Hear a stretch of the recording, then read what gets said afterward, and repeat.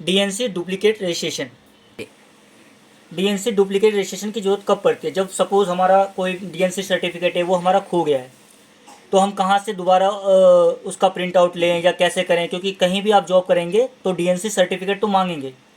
तो इसके लिए हम क्या करते हैं, सबसे पहले तो आपको, अगर हमारा डीएनसी सर्टिफिकेट खो गया है या कहीं मिसप्लेस हो गया है, तो सबसे पहले आपको एक एफआईआर लॉन्च करनी होगी।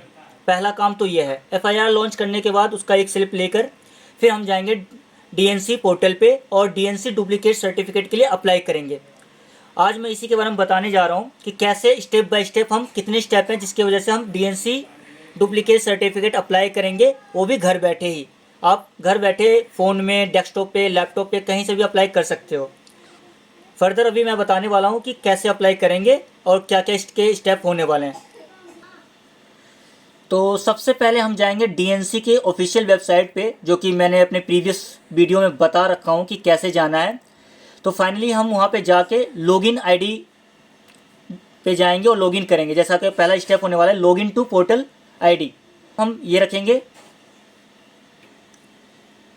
और ये हमारा रहेगा दूसरा स्टेप। दूसरे स्टेप में हमारा जो भी एप्लीकेंट है उनके DNC registration number and date of birth mention करेंगे।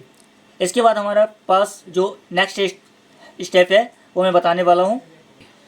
जो हमारा तीसरा स्टेप होगा वो जो हमारी मिसिंग पर्सनल डिटेल्स है वो हम ऐड करेंगे।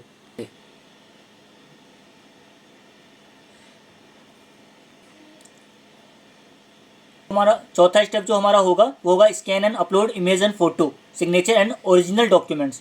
इंपॉर्टेंट होने वाला है क्योंकि हमेशा मेरे पास और भी प्रीवियस वीडियो में यही क्वेरी आई है कि डॉक्यूमेंट को कैसे अपलोड करें। यही सबसे इम्पोर्टेंट है, इसे बिना किए हम आगे बढ़ ही नहीं सकते। तो ये ध्यान रहे, चौथा स्टेप हमारा क्या है, scan and upload image and photo, signature और डॉक्यूमेंट्स। अब हमारा जो अगला स्टेप है वो है स्टेप 5, जिसे हम पेमेंट का करते हैं। जैसा कि हमें जब डीएनसी अप्लाई करना होता है या फिर एडिशनल सर्टिफिकेट लेना होता है या एनओसी लेना होता है, हमें डीएनसी पोर्टल को पेमेंट करनी होती है। इट्स मीन कि दिल्ली नर्सिंग काउंसिल हर एक चीज़ की एक फ़ी लेती है जो हमें पे करना है, और वो ऑनलाइन ही लेती है। तो ये हमारा 5वां स्टेप इसी के बारे में होने वाला है और ये यही होगा। जब हमारा सारा पेमेंट हो जाएगा, जो भी पेमेंट की फ़ीस है वो हम पे कर देंगे, तो आपको भी पता है कि एक कंफर्मेशन स्लिप लेनी पड़ती है, क्योंकि आपको भी तो पता होना चाहिए कि डीएनसी को आपने क्या पेमेंट किया है, कब पेमेंट किया है और कितना पेमेंट किया है। तो उसकी एक स्लिप डीएनसी हमें प्रोवाइड करती है, जिसे हम डाउनलोड भी कर सकते हैं, प्रिंट आउट ले सकते हैं।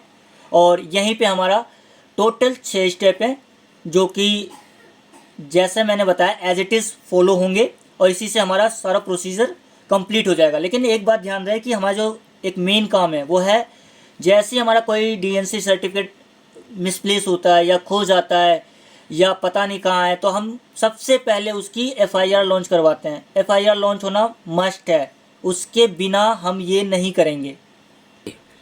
और हाँ, एक सबसे इम्पोर्टेंट वाली बात यह है कि सभी डिटेल्स प्रॉपरली चेक कर लें पेमेंट करने से पहले, क्योंकि एक बार पेमेंट हमने कर दिया दिल्ली नर्सिंग काउंसिल को, उसके बाद रिफ़ंड की कोई पॉलिसी नहीं है, चाहे सिचुएशन कोई सी भी हो। जैसा कि मैंने ये हेडलाइन कर भी दिया, हाईलाइट कर दिया, इसको आप इसे पढ़ भी सकते हैं। तो ध्यान रहे कि पेमेंट से पहले अगर कुछ चेक करना हो, कुछ गलती नाम में या डॉक्यूमेंट अपलोड करने में कुछ भी रहेगा, तो उससे पहले ही कर लें, पेमेंट करने से पहले ही कर लें। पेमेंट करने के बाद कुछ नहीं हो सकता। एक बार हमने पेमेंट कर दी, उसके बाद हम कुछ रिफ़ंड पॉलिसी ही नहीं है इधर। ये दिल्ली नर्सिंग काउंसिल की बिल्कुल स्ट्रिक्ट गाइडलाइंस है। Thank you.